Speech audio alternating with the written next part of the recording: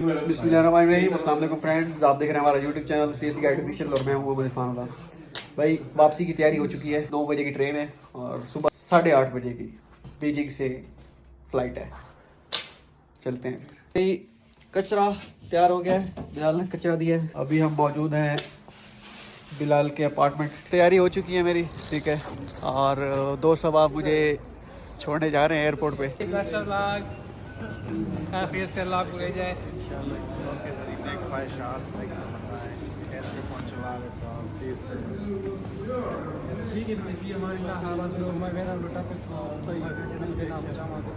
दोस्तों से आखिरी मरतबा हाथ मिलाया और दोस्त अब मुझे मजाक भी करने लगे कि भाई कुछ खाना नहीं है, किसी से कुछ नहीं लेना, कोई चीज़ कोई दे कुछ नहीं लेना। जैसे हमारे बड़े कहते हैं कि भाई गाड़ी में बैठना है तो किसी से कुछ लेके नहीं खाना क्योंकि उसमें कुछ मिला हुआ हो सकता है, ये वो। खैर आखिरी हाथ मिलाने के बाद, उनसे सी ऑफ करने के बाद मैं बैठ गया सबवे में बैठने के बाद मैं आखिरकार पहुंच गया चंगचो ईस्ट रेलवे स्टेशन पे। जैसे ही मैं चंगचो ईस्ट रेलवे स्टेशन पे पहुंचा मुझे याद आया कि भाई मेरे टिकट तो है नहीं। टिकट मैंने बुक करवाई हुई थी लेकिन मैंने टिकट लेनी थी उनसे जाके मैनुअली।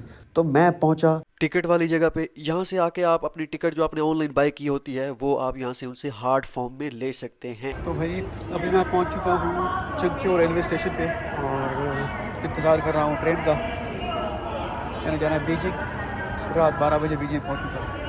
ये जो आपको नज़र आ रहा है ये इनका एक रेलवे स्टेशन है, एयरपोर्ट नहीं रेलवे स्टेशन। तो भाई सोचिए इनका एयरपोर्ट कितना बड़ा होगा और वो कितना खूबसूरत होता होगा। भाई ये बहुत बड़े स्टेशन होते हैं इनके, ठीक है। और यहाँ पे आप गवाच भी सकते हैं। ये 6B है, टिकट पे लिखा होता है कि 6B। ये आपकी एग्जिट होगी। मुख्तलिफ लिखे होते हैं, जैसे वहाँ पे लिखा हुआ है 5A, ये 6B है और इसके साथ 5B लिखा हुआ है। तो जिस टिकट पे आपको जो लिखा हुआ होगा आपने उसी पे जो है वो करना है। 2 घंटों के इंतज़ार के बाद आखिरकार 9 बज गए और मैं अपने सामान की तरफ पहुंचा और चल दिया ट्रेन की तरफ। ये आपको नज़र आ रही होगी ट्रेन में हम बैठ गए। तो भाई पानी शानी सारा कुछ जो है आपको मिलेगा, सारा कुछ। ट्रेन का इंटरनल भी बहुत ही प्यारा होता है, बहुत ही क्लासी होता है। इसमें आपको खाने पीने की सारी चीज़ें मिलेंगी, मीन्स के शॉप वगैरह भी होती हैं यहाँ पे और गर्म पानी भी आपको यहाँ पे मिलता है और वॉशरूम वगैरह सारी फैसिलिटीज़ होती है। इवन के फ्री वाईफाई भी होता है। तो ये मेरी जगह है, मैं अपनी जगह पे जाके बैठ गया। ताशिंग एयरपोर्ट पे जाना है, चंगचो बल्कि बीजिंग का जो वो है रेलवे स्टेशन है, वहाँ पे मैं पहुँच चुका हूँ। बीजिंग रेलवे स्टेशन पहुँचने के बाद मैं कंफ्यूज था, थोड़ा वीडियो तो रिकॉर्ड कर रहा था लेकिन मुझे मज़ा नहीं आ रहा था क्योंकि मुझे समझ नहीं आ रही थी कि नेक्स्ट जाना कहाँ पे है। 2 एयरपोर्ट थे और उनके 2 टर्मिनल थे। मुझे टर्मिनल 2 पे जाना था, मुझे समझ नहीं आ रही थी कि टर्मिनल 2 कौन सा है और किस लोकेशन पे है। स्टेशन के बाहर खड़े हैं अब, लेकिन समझ नहीं आ रही किस जगह पे जाना है। फिर मैंने अपना सोशल नेटवर्क घुमाया। मैंने कहा कि चलो अपना सोशल नेटवर्क घुमाते हैं। मैंने एक लड़के को कॉल की, वो USTV में पढ़ रहा था। मैंने कहा कि भाई ये मुझे टर्मिनल 2 की लोकेशन सेंड कर, ताशिंग इंटरनेशनल एयरपोर्ट की।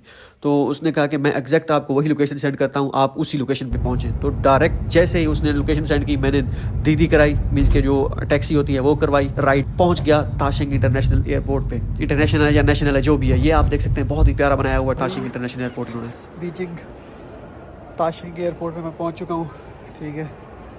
और बहुत बड़ा एयरपोर्ट है, बहुत ज़बरदस्त एयरपोर्ट है, बहुत बड़ा खूबसूरत बनाया हुआ है इन्होंने।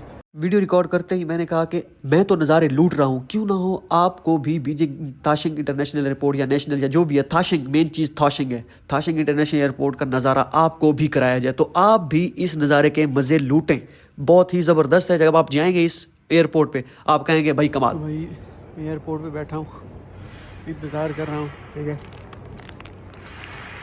भूख लगी हुई है फुल टाइम। डबल रोटी टाइप लाया था, पूछ फरमा रहा हूँ। सुबह 8:30 बजे की फ़्लाइट है और अभी हुआ है टाइम 1:30 हुआ है। इंतज़ार, मुझे 8 घंटे यहाँ पे इंतज़ार करना था। मैंने कहा चले पहले पेट पूजा फिर कोई काम दूजा, तो फिर मैंने पेट पूजा शुरू की। यहाँ पे चेकिंग वाले पोर्शन पे मौजूद है, चेकिंग हो रही है। जो हैंड कैरी होते हैं ना उसमें सारी चीज़ें निकलवा रहे हैं कि भाई चेक कराओ, बैटरी तो नहीं है, बैटरी अगर है तो दोबारा स्कैन करेंगे क्या है। बड़ा लगेज तो मैंने रखवा दिया था पहले ही वहाँ पे जब बोर्डिंग हुई थी। तो 2 हैंड कैरी थे। हैंड कैरी की जो उनको वो कहते हैं भाई एक एक चीज़ वो चेक करते हैं कि चेक कराओ। वो चेक कराने के बाद क्योंकि एक मेरे पास बड़े वाला बैग था हैंड कैरी वाला, उसमें 12 kg वेट था, वो कमर पर उठा के थक गया। दूसरे में लैपटॉप थी, मेरी डिग्रीज वगैरह सारा कुछ उसमें था, तो वो भी काफ़ी तकरीबन कोई 7-8 kg वो भी था। तो मेरी बस हो गई थी, अब मुझे समझ नहीं आ रही कि जाना कहाँ है। खैर मुझे पहुँचा मैं अपनी लोकेशन पर जहाँ पर मुझे जाना था। कि भाई पहुंच चुके हैं डेस्टिनेशन पे जहाज़ तैयार खड़ा है। 8:30 बजे की फ़्लाइट थी। मैं यहाँ पे एग्जैक्ट पहुँच चुका था 6:30 बजे। बोर्डिंग शोर्डिंग कराने के बाद, लगेज वगैरह सबमिट कराने के बाद जो भी था वो मैं इधर पहुँच चुका था। सिर्फ मेरे पास हैंड कैरी था क्योंकि मैं पिछले 48 घंटे से जाग रहा था मुसलसल।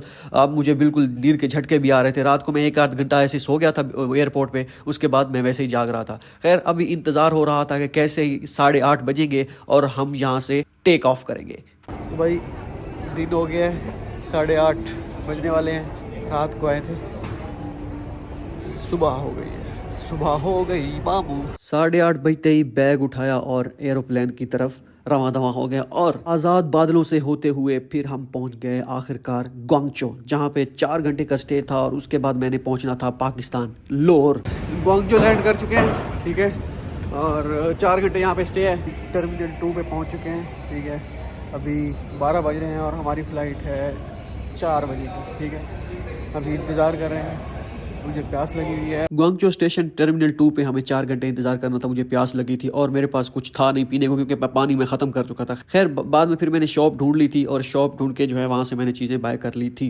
हमें इंतज़ार करना था यहाँ पे। तो भाई अभी भी इंतज़ार कर रहे हैं हम। टाइम हो गया है, लेकिन 2 घंटे अभी भी रहते हैं। इसके बाद हमारी होगी रवानगी। बड़े बड़े जहाज़ नज़र आ रहे होंगे इधर। ये सारे वही जहाज़ हैं जो बचपन में होते थे कि बड़े हुए क्या बनोगे, पायलट तो नहीं बने, लेकिन जहाज़ ज़रूर बन गया। तो ये वही जहाज़ है। अगर आज तक आपने बाई एयर सफ़र नहीं किया और आपको समझ नहीं आ रहा होता कि आप क्यूरियोसिटी होती है कि कैसे जहाज़ अंदर से नज़र आता है, तो ये जहाज़ का नज़ारा अंदर से आप देख सकते हैं। बाहर का व्यू भी आप देख सकते हैं। आखिरकार पाकिस्तान की पाक सरजमीन पे मैंने कदम रख लिया। मेरे दोस्त अब मुझे एयरपोर्ट पे रिसीव करने आ गए। पहले मेरा इरादा था कि मैं इस्लामाबाद लैंड करूं, फिर मैंने कहा चेंज करते हैं लाहौर। लाहौर की इवन के टिकट महंगी पड़ी थी, इस्लामाबाद मुझे सस्ती पड़ रही थी। मैंने कहा लाहौर करीब पड़ता है तो इसलिए करीब ही लैंड करते हैं। वो बाद में मुझे पता चला कि अभी सी पैक बना है, उसके बनने से इस्लामाबाद का सफ़र जो है करीब पड़ता है। खैर मेरे दोस्त अब जो अभी चाइना आए थे छुट्टियाँ गुजार के पाकिस्तान, तो वो कह रहे थे कि भाई आप जब पाकिस्तान जाएंगे तो आपको महसूस होगा कि आप पाकिस्तान आ गए हैं। तो मैंने उतरते ही मुझे पहले यही मैंने कहा कि वाकई मुझे लगता है कि मैं पाकिस्तान आ गया हूँ। उतरते साथ ही जो सबसे पहला सवाल मुझसे पूछा गया वो यही था, हाँ भाई सफ़र कैसा रहा। तो मैंने कहा सफ़र ज़बरदस्त रहा, क्योंकि मैं अकेला था, वो बोरियत थोड़ी थी, लेकिन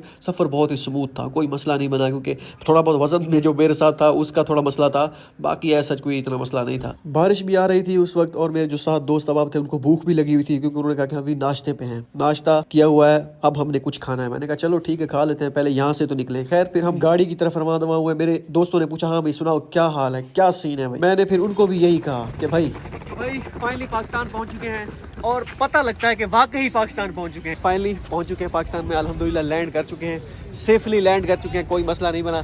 और वाकई लगता है, जैसे मैंने ऑलरेडी कहा है कि वाकई लगता है कि हम पाकिस्तान आ गए। यार यहाँ पे कोई कंपैरिजन नहीं है चाइना का। और वो लड़के कहते थे कि आप जब जाएंगे आप फील करेंगे, और मैंने अभी से फील कर लिया है, ठीक है। तो ये दोस्त अब मेरे आए हुए हैं लेने के लिए। अब बारी थी सामान रखने की, सामान को गाड़ी में रखा। मेरे पास 2 बैग थे, 2 बड़े बैग थे 23-23 केजी के। एक हैंड कैरी था बड़ा जिसमें 12 केजी वजन था, और दूसरे में 7-8 केजी जो लैपटॉप वाला बैग था और जिसमें मेरी डिग्री थी। तो उनको रखा हमने गाड़ी में और चल दिए बट कढ़ाई की तरफ। तो भाई सामान रखा जा चुका है, अब हम वापसी की तैयारी करते हैं, कार में बैठते हैं वापस।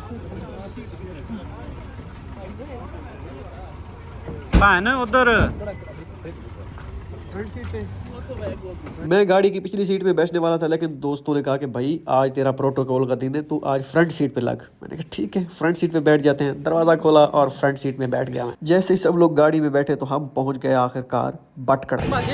तो भाई अभी पहुंच चुके हैं बट कढ़ाई पे, ठीक है। बट कढ़ाई पता नहीं कितनी बट कढ़ाई यहाँ पे बनी हुई है। भाई बट कढ़ाई पे पहुँच चुके हैं, ठीक है। और अभी बट कढ़ाई गोश्त फरमाएंगे। पता नहीं ये असल है या नकल ब्रांड है, अपनी तरफ से हम बहुत सोच समझ के गलत जगह पे पहुँचे हैं। तकरीबन कोई 2 साल गुजरने के बाद पाकिस्तान की रोटी, कबाब, कढ़ाई, बट कढ़ाई जिसे कहते हैं, पहली मरतबा मैं खा रहा था। ये जो आपको बट कढ़ाई वाली शॉप नजर आ रही है रेड कलर में, बट कढ़ाई जो लिखा हुआ है, ये असल नहीं है। असल शॉप जो है उनका लोगो लगा होता है, मुर्गे का एक मोनोग्राम होता है, वो असल शॉप होती है। वो नकल बट कढ़ाई खाने के बाद हम रवाना हो गए अपने घर की तरफ, लेकिन धुंध बहुत ज्यादा थी यार।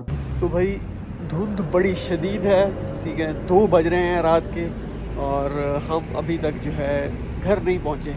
इतनी धुंध है ना कि सोच है आपकी। मोटरवे बंद है, अभी हम रुके हैं पेट्रोल पंप पे, तो कोई पानी वगैरह पीते हैं, यहाँ पे शॉप ही नहीं है। अभी भी हम रास्ते में हैं, सुबह के कोई 6 बज रहे हैं, ठीक है। मेरी आँख में लग गई थी। फैसलाबाद से तकरीबन यहाँ पे अभी तक रास्ते में शोर कोट है, कौन सी जगह सोया हुआ। तो हाँ, चाय वाय पी के पिछले 48 घंटे से जाग रहा हूँ, परसों। सुबह के 6 बज रहे हैं और हम रास्ते में हमने कहा चाय पी लेते हैं। तो ये हमारा सुबह का नाश्ता भी समझ लें और चाय भी समझ लें। चाय पीने के बाद हम रवाना हो गए घर की तरफ दोबारा। धुंध बहुत ज़्यादा थी, हम सेफली ड्राइव कर रहे थे, सुकून से ड्राइव कर रहे थे।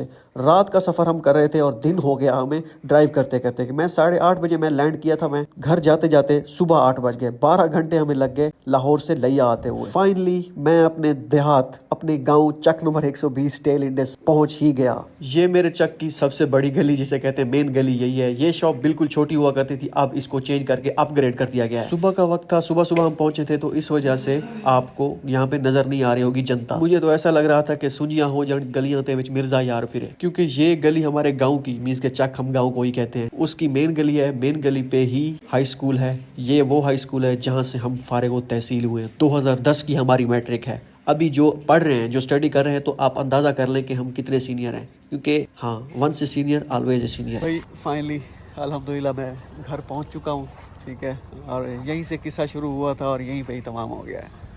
मिलते हैं फिर आपको हम नए व्लॉग में, ठीक है।